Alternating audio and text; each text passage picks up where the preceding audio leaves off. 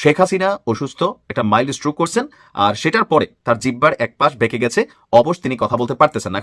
ফাঁসির দড়িতে ঝোলার আগেই দুনিয়ার বুক থেকে বিদায় নিলেন একবিংশ শতাব্দীর অন্যতম সেরা স্বৈরাচার, নব্য ফেরাউন এবং অসংখ্য ছাত্র জনতা, শিশু, বৃদ্ধ, নারী এবং নিরীহ নিরস্ত্র মানুষের গণহত্যাকারী শেখ হাসিনা। খুশির ঘটনা হইতেছে, ওটা আপনারা এর মধ্যেই জানেন, টিউলিপ জয় বাংলা হয়েছে। জয় বাংলা মানে তার মন্ত্রিত্ব গেছে, সে পদত্যাগ করতে বাধ্য হয়েছে। এডিটর সাহেব আবার পার্টি সংগ্রামে। বাংলাদেশে কলে একটা বিরাট ত্যাগী পরিবার আছে জানেন, আপনারা কেউ তাদের গুরুত্ব দিলেন না, আমরাও দিলাম না। খুবই আফসোস, দুই বোন দেশ ত্যাগ করলো, পোলারে স্ত্রী ত্যাগ করলো, মাইয়ারে স্বামী ত্যাগ করলো, ভাগ্নি পদত্যাগ করলো, আর পালের গোদা ড্যাডি অব দ্য নেশন ওই যে সোনাদিন বডিগার্ড দেহ ত্যাগ করলো। পুরা পরিবার ত্যাগই করে গেল সারা জীবন ধরে। বাকশালীরা কইতেছে না, এটা সরকারের কাজে ব্যত্যয় হয়েছে তাই পদত্যাগ করছে। এটা পশ্চিমা কালচারে খুবই স্বাভাবিক বিষয়। হারামজাদা বাকশালী, তোর স্যার জেনারেশনের জাউরা, তোর মারা গেল বলবি যে না আমার প্রেস্টিজ যায় না, যে মারিছে ওরই প্রেস্টিজ গেছে। এগুলো হইতেছে আওয়ামী লীগের গু খাওয়া সাপোর্টার। যদি হাসিনা বলে গু ভালো, তাহলে যে গু খাওয়া শুরু করবি। ওরা বলবি এটা ঠিকই করেছে, ভালো করেছে, টিউলিপের ভালো হয়েছে, বুঝছা। কি কি অভিযোগ আছে জানেন? ওর 3টা ফ্ল্যাট আছে ইংল্যান্ডে, যা অবৈধভাবে উপার্জন করেছে।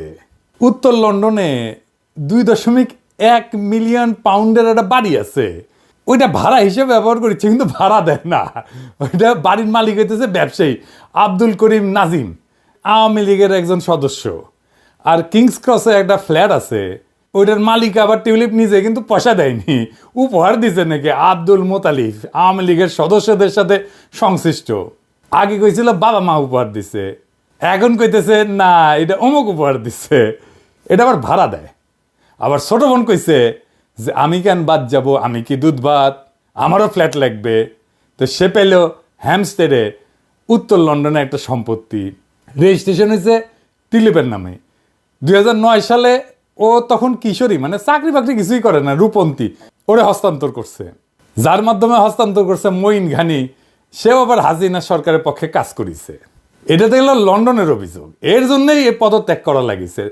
আর দ্বিতীয় অভিযোগ হইতেছে কি, এটা অভিযোগ হইতেছে রাশিয়ার সাথে যে রূপপুরে পারমাণবিক বিদ্যুৎ প্রকল্প হয়েছে না, ওইটার দাম বাড়ায় $5 বিলিয়ন সরাইছে এখান থেকে পুরা পরিবার। বনে দিচ্ছে ওর পরিবার আর কি। আর 3 নম্বর অভিযোগ হইতেছে সে অবৈধভাবে ঢাকায় ডিপ্লোম্যাটিক জোনে প্লট নিছে। আপনারা যারা ইদানিংকালে এই যে টিউলিপ সংক্রান্ত আন্তর্জাতিক মিডিয়ায় খবর টবর দেখেছেন না, দেখেছেন যে কিভাবে টিউলিপকে বিপর্যস্ত করে দেওয়া হয়েছে আন্তর্জাতিক মিডিয়ায়, বিশেষ করে ইংল্যান্ডের মিডিয়াগুলোতে। সানডে টাইমস টিউলিপের সানডে মানডে আবার ক্লোজ করে দিয়েছে। তার উপরে তার সাংবাদিক আসিছিল ঢাকা, আবার গণভবনে গেছে, সেখানে গিয়ে পাইছে টিউলিপের নির্বাচনের ফ্লায়ার মানে হইতেছে আমরা যেটাকে লিফলেট বলি। আর সাথে পাইছে $1500 একটা সোনায় মোড়ানো মবলা কলম। মবলা মানে জানেন কি, এটা দুনিয়ার সেরা একটা কলম, এবং একটা হীরার সার্টিফিকেট, হীরাটা পাওয়া যায়নি, ওটা বোধহয় নিয়ে চলে গেছে। মবলা কি জানেন, এটার বাংলা হইতেছে সাদা পাহাড়, ইউরোপের সর্বোচ্চ পর্বত শৃঙ্গ। আল্পস পর্বতমালার এটা সর্বোচ্চ শৃঙ্গ, হিমালয়ের যেমন এভারেস্ট, সেরকম আল্পসের হচ্ছে মবলা। এইটা ফ্রান্স আর ইতালির সীমান্তে, মানে ফ্রান্স থেকেও দেখা যায়, ইতালি থেকেও দেখা যায়, সুইজারল্যান্ড থেকেও দেখা যায়, কাছাকাছি। পাহাড়ের চূড়ার মধ্যে বরফ যেভাবে পড়ে না, সেভাবে কলমের মাথার খাপ ডিজাইন করা থাকে। তো সে কইছিল যে ওই টিউলিপ কইছিল যে লীগের সাথে তার কোনো সম্পর্ক নাই, আর তার নির্বাচনের ফ্লায়ার পাওয়া যায় গণভবনে। হ্যাঁ, বুঝেছেন তো, এই জন্যই ফ্ল্যাটটা ইম্পর্টেন্ট, লিফলেটটা ইম্পর্টেন্ট। আর এই কলমের বাক্স আর হীরার সার্টিফিকেটের পাশে পাওয়া গেছে একটা ভাঁজ করা কাগজ। ওইখানে একজন ব্রিটিশ ব্যারিস্টারের পরামর্শ ছিল। ও কইছিল একটা আন্তর্জাতিক মিডিয়ায় হাসিনার দুঃশাসন নিয়ে প্রকাশিত একটা অনুসন্ধানমূলক রিপোর্ট হয়েছিল, ওইটা বন্ধ করার ব্যাপারে একটা পরামর্শ দিয়েছিল, আইনি পরামর্শ। হ্যাঁ, বুঝেছেন। এইবার আসেন, এই যে গণভবনে পাইছে সাংবাদিক লন্ডন থেকে আইসা জিনিসপত্র, এরা ঢাকা বৈশা কেন কেউ যায় না এই গণভবনে? এই হইতেছে আমাদের সাংবাদিকতা করে, দেখেছেন? এখনো যাইতে পারে, তাও যায় না। মাস্টার মাইন্ড খুঁজিচ্ছে প্রথম আলো। ব্যারিস্টার আরমান, যার আয়নাঘরে ছিল, তারে নিয়ে এক সাংবাদিক টিউলিপে প্রশ্ন করেছিল মেলা দিন আগে, আর আরমানের বাসাত পুলিশ পাঠাইছিল, হাজির হয়েছিল। টিউলিপের নির্বাচনে আওয়ামী লীগ তার ইলেকশনে জিতাইছে ক্যাম্পেইন কইরা, আর ওই নাকি আওয়ামী লীগের সাথে নাকি সম্পর্ক নাই। এই টিউলিপের এই কাণ্ড লাইমলাইটে আনে প্রথম নেত্র নিউজে ডেভিড বার্গম্যান এই নিউজটা দিয়া। এখন প্রশ্ন হইতেছে, কেন সবাই মিলে বিলা হইল টিউলিপের উপরে? এটা আমার অনুমান যে হাসিনার ফ্যামিলিকে ওয়েস্ট মানে পশ্চিম দাঁড়াইতে দেবে না কোনোখানে, সবাইরে জয় বাংলা করে দেবে, সব কয়টা জয় বাংলা হবে। জয়, পুতুল, ববি সব কয়টা শেখের বংশ পুরা হুতায় দিবে ওয়েস্ট। গণভবনে তো লন্ডন থেকে সাংবাদিক এসে জঞ্জাল খুঁজে একটা লিফলেট বের করার কথা না, তাই না? তাও করেছে কেন? এর পিছনে নিশ্চয়ই একটা পরিকল্পনা আছে, বড় পরিকল্পনা। এরপরের টার্গেট পুতুল, ওটা পাছায় লাথি দিয়া বিশ্ব স্বাস্থ্য সংস্থা থেকে খেদাইতে হবে। টিউলিপ প্রশ্নে প্রফেসর ইউনুসের স্ট্যান্ডটা কিন্তু খুব ক্রুশিয়াল ছিল। এই পুরাটা একটা মেটিকুলাস ডিজাইন। প্রফেসর ইউনুস শেষ কাজটা করছেন, ভালো করছেন, ওনারে অভিনন্দন জানাই। Mohammed Yunus, the Nobel Prize winner advising Bangladesh, said London properties gifted to the former city minister may be proceeds of robbery. So, will the Prime Minister offer Bangladesh the full support of our National Crime Agency in ensuring that any properties bought with stolen funds are properly investigated? Sheikh পরিবার একটা অভিশপ্ত পরিবার হিসেবে টিকে থাকবে দুনিয়ায়। ভারতের ষড়যন্ত্র কিন্তু থাইমা নাই। আবার বই নিয়ে রক্তারক্তি শুরু হয়েছে গতকাল। আসেন সেই বিষয় নিয়ে আলাপ করি। পাহাড়ি ছাত্রদের রাস্তায় ফেলে পিটাইছে কিছু লোক, অত্যন্ত খারাপ কাজ হয়েছে। এটা শুধু নিন্দনীয় না, এটা প্রতিরোধযোগ্য, এটা প্রতিবাদযোগ্য কাজ। কাজটা করেছে আওয়ামী লীগ। এই যে জিয়াউল হক, যে এটা নেতা, এই যে দেখেন এ কে, কামরুজ্জামান উজ্জ্বল আকন্দের ভাতিজা আওয়ামী লীগের নেতা, সে তারা চাচা দেখতেছে, তাই না? দেখেন এটা সে দেখে দেন চাচা দেখতেছে কিনা। তো প্রশ্ন হচ্ছে, বইতে আদিবাসী শব্দটা ঢুকে লোকে রাখাল রাহার মতো একটা নিম্ন মেধার মানুষকে দায়িত্ব দিল কে, যে বুঝতে পারে না এই একটা শব্দ কি ভয়ানক অবস্থা তৈরি করতে পারে। তার এই দায়িত্ব যে দেয় সে বেটারে ধরা উচিত না? রাখালরা জিন্দেগিতে কোনো সিচুয়েশন অ্যানালাইসিস করেছে? কখনো সে পাবলিক পারসেপশন ম্যানেজ করেছে? কখনো সে ইমাজিন করছে যে কোন বিষয়ে কি প্রতিক্রিয়া হইতে পারে? কখনো সে মানুষের উপর প্রভাব বিস্তার করার মতো ক্যারেক্টার তার আছে? তার লেখাপড়াই বা কত দূর? কি পড়িছে ওই? বাঙ্গু সেকুলাররা তার পর্বত প্রমাণ ইগো দিয়া সব অক্ষমতাকে, সব দুর্বলতাকে, সব মেধাহীনতাকে, সব অশিক্ষাকে, সব অদক্ষতাকে ডাকতে চায়। অন্ধ হইলে তো ভাই প্রলয় বন্ধ থাকে না। এরা এতই অপদার্থ যে মাকায় ফেললো একেবারে সব কিছু। পাহাড় কিছুদিন আগে অশান্ত ছিল না, এখন এই বেকুবি করে আবার পাহাড় অশান্ত করার মৌকা বের করে কার লাভ? আমাদের মাথায় রাখতে হবে, পাহাড়ে আমাদের অমীমাংসিত ইস্যু আছে যা জাতীয়ভাবে গুরুত্বপূর্ণ, অত্যন্ত গুরুত্বপূর্ণ। এইখানে একটা স্ট্যাটাসকো বা সাম্যাবস্থা বজায় রাখতে হবে। যতদিন না আমরা একটা স্থায়ী বন্দোবস্তের দিকে যাই, এটার মীমাংসার দিকে যাই। এই ভুইফোট সংগঠন কই থেকে উদয় হলো? আর এইভাবে লাঠির মাথায় পতাকা বাইন্দা গেল কার মদদে? পাহাড়ের ভাই বোনেরা আমাদের সাথে ছিল না? হাসিনা উৎখাতের লড়াই ছিল না? ওরা আমাদের ভাই না? আপনারা তাদের মাটিতে ফেলা পিটাইছেন, লজ্জা লাগে না? কোন মুখে তাদের সামনে গিয়ে দাঁড়াইবেন? ওরা প্রতিবাদ করতেছে, আপনারা পাল্টা প্রতিবাদ করেন, দুই পক্ষই করেন। দুই পক্ষেরই হক আছে, অধিকার আছে কথা বলার। আমরা দুই পক্ষের কথাই শুনবো। এখনই এর ফয়সালা হয়ে যেতে হবে বিষয়টা এমন না। দায়িত্ববান হইতে শেখেন। মাইর দিয়া সমস্যার সমাধান হয় না, মাইর দিয়া সমস্যা শুরু হয়। এবং মাইর দিয়া যে সমস্যার শুরু হয় ওইটার সমাধান হয় যে মাইর দিছে তার পরাজয়ের মধ্যে দিয়া। এটা মাথায় রেখেন। মাইর দিয়া সমাধান হইলে হাসিনা সমাধান করে ফেলতে পারত। 25শে মার্চ বাঙালিদেরকে মাইর দিয়া হুতায় দিতে পারলে পাকিস্তান দিতে যেতে পারতো, পারেনি তো। যে মাইর দেয় সে পর কলে হারে, এটা মাথায় রেখেন। আপনি যে কোনো একটা জনগোষ্ঠীর উপর চড়াও হইলে এটা শুধু আপনার ভৌগোলিক সীমানায় সীমাবদ্ধ থাকে না, ছড়ায় পড়ে। বিজেপি বাবরি মসজিদ ভাঙছে না অযোধ্যায়, এটা কি শুধু ইন্ডিয়ার মধ্যে আছে? ইসরায়েল ফিলিস্তিনে বোমা ফেলতেছে না একের পর এক, এটা কি শুধু ফিলিস্তিনের মধ্যে আছে আটকায়, ইসরায়েলের মধ্যে আছে আটকায়? এই সরকারকে অস্থিতিশীল করতে চায় তারাই যারা ইন্ডিয়ার পারপাস সার্ভ করতেছে। দেখছেন না আনসার লীগ, রিক্সা লীগ, ইসকন লীগ, একের পর এক সমস্যা আসতেছে। প্রত্যেকটার পেছনে আছে আওয়ামী লীগ আর ইন্ডিয়া। আর প্রফেসর ইউনূসের সরকারের নিয়ে কি বলবেন বলেন? উনি বলছেন টাইম কম ছিল, সামনে যাদের পাওয়া গেছে তাদের নিয়ে উপদেষ্টা পরিষদ গঠন করা হয়েছে। তো ফারুকিকে নেওয়ার আগে তো টাইম পাইছিলেন না, ওরে নিলেন কেন স্যার? কোন বিবেচনায় নিছেন? আর এখন তো জানেন ফাংশন করতেছে না, কাজ করতেছে না, বুঝতে পারেননি আগে, এখন তো বুঝছেন। এখন বুঝছেন না তো তাদের যে উপদেষ্টারা কাজ পারেন না তাদের বাদ দেন না কেন? নতুন করে সাজান না কেন উপদেষ্টা মণ্ডলী? এই 5 মাসেও কি আপনি জানেন না কারে দিয়ে কাজ সরকার চালানো যাবে, ভালোভাবে সরকার চালাতে পারবেন? এইবার আসেন অর্থ উপদেষ্টা প্রসঙ্গে আসি। অর্থ উপদেষ্টা কইছে ভ্যাট বাড়াইলে নাকি কষ্ট হবে না। এই ভ্যাট বাড়ায় 12,000 কোটি টাকা আপনার পকেট থেকে নিবে, দেখেছেন? 12,000 কোটি টাকা, এটাকে কি করবি? 7,500 কোটি টাকা দিবি মহার্ঘ ভাতা হিসাবে সরকারি কর্মচারীদেরকে। তার মানে ইধার কা মাল উধার করবি। এটা জাতীয় অর্থনীতির কোনো কাজে আসবে না। আপনার পকেট থেকে টাকা নিয়ে কি হবে? বাজার গরম হয়ে গেছে, দেখছেন এখনই। তো এই কামটা করতেছে কার পরামর্শে? IMF এর চাপে করতেছে, তার ঋণের শর্ত নাকি এটা। আমি কিন্তু বলছিলাম আমরা প্রবাসীরা সরকারকে বছরে হাইসা খেলা $5 বিলিয়ন দিতে পারি দান হিসাবে, লোন না, ঋণ না, সবাই মিলে, যদি সবাই মিলে চেষ্টা করি। এখনো পর্যন্ত সেটা নেওয়ার ব্যবস্থা করতে পারলো না। আমার সাথে কিন্তু সরকার কাজ করছে, তারপরেও পারিচ্ছে না। চেষ্টা করে দেখতে তো ক্ষতি নাই। হবে কি হবে না এটা আমরা কেউ জানি না, কেউ তো চেষ্টা করেনি। হইতেও তো পারে, তাই না? কেউ তো কখনো তুলে দেখেনি। যদি পারি তাহলে কত বড় ঘটনা হবে, না পারলে তো কোনো ক্ষতি নাই। যদি এটা হয়ে যায় তাহলে দেশের জন্য কত বড় একটা কাজ হবে, চিন্তা করে দেখছেন? অবশেষে ফাঁসির দড়িতে ঝোলার আগেই দুনিয়ার বুক থেকে বিদায় নিলেন 21 শতাব্দীর অন্যতম সেরা স্বৈরাচার, নব্য ফেরাউন এবং অসংখ্য ছাত্র জনতা, শিশু, বৃদ্ধ, নারী এবং নিরীহ নিরস্ত্র মানুষের গণহত্যাকারী শেখ হাসিনা। এরকম একটি শিরোনাম আপনারা হয়তো দেখার জন্য অপেক্ষা করছেন, কিন্তু এইটার জন্য আরো কয়েকদিন অপেক্ষা করতে হবে। আমি এখন যেটা বললাম এইটা হয়তো ঘটে গেছে কিংবা ঘটে নাই, তবে যে কোনো মুহূর্তে এটি যে ঘটে গেছে বা ঘটতে যাচ্ছে বা ঘটবে সেটি আপনারা জানতে পারবেন যে কোনো মুহূর্তে। তাহলে আসেন ব্যাপারটা একটু পরিষ্কার করে বলি। আজ থেকে ঠিক 3-4 দিন আগে ওই যে ব্রিটিশ যে এমপি আর এক দুর্নীতিবাজ, বাংলাদেশের যে ফ্ল্যাটের ভাগিদার বিভিন্ন জনের কাছ থেকে, টিউলিপ সিদ্দিকী, সে শেখ হাসিনার একটা ছবি শেয়ার করে বলেছেন খালামণি অসুস্থ, একটু অসুস্থ। তখনই কেন যেন আমার ভিতরে একটু মোচড় দিয়ে উঠলো এবং আমার মনের ভিতরে একটু খটকা লাগলো। আমি তখনই চিন্তা করলাম যে এই বিষয়টা নিয়ে আমার ভিডিও বানানো দরকার।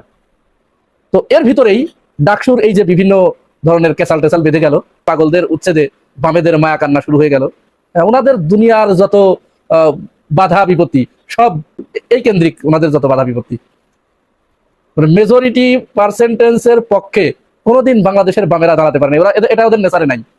ওরা সবসময় ওই মাইনরিটি, মানে যারা একেবারে সমাজের সবচেয়ে নিকৃষ্ট মানের, এইগুলোর পক্ষে, তাও নিতে অসুবিধা নেই, দোষ নাই, তাদের পক্ষেও দাঁড়ানো দরকার, কিন্তু সেটা তো ন্যায়গতভাবে হওয়া দরকার। এমন একজনের পক্ষ নিয়ে নেয়, দেখা যায় সমাজে যারা অপরাধী হিসেবে চিহ্নিত তাদের পক্ষ নিয়ে নেয়। তো যাই হোক, এদের নিয়ে কেসাল যখন শুরু হলো তখন এই ডামাডোলে আমি আর ওই ভিডিওটা বানাতে পারিনি। আমি আপনাদের এর আগে বেশ প্রায় মাসখানেক আগে একটা ভিডিও বানিয়েছিলাম, সেখানে আপনাদেরকে বলেছিলাম যে শেখ হাসিনা এই যে বারবার অডিও কল ফাঁস করেন, প্রকাশ করে দেন, তিনি ভিডিও কলে আসেন না কেন? আসলেই তার চেহারাটা কেমন হয়েছে বাংলাদেশ থেকে পালিয়ে যাবার পরে, বা তিনি আদতেও আছেন কিনা এখান থেকে যাওয়ার পরে, তো তিনি আসলে ভিডিও কলে তার নেতাকর্মীদের দেখাতেন না, কাউকেই দেখাতেন না। অনেকেই নাকি তার সাথে যোগাযোগ করেছে ভিডিও সাক্ষাৎকার নিতে, উনি রাজি হন নাই এরকম শোনা যায়। এরই ভিতরে আজকে আবার নতুন করে তাকে নিয়ে একটা শোরগোল উঠেছে, একটা আলোচনা বাজারে এসেছে। আমার ওই কথার কাছে কিন্তু যাচ্ছে যে তিনি ভিডিও কলে কেন আসেন না, শুধু অডিও কল ছাড়েন।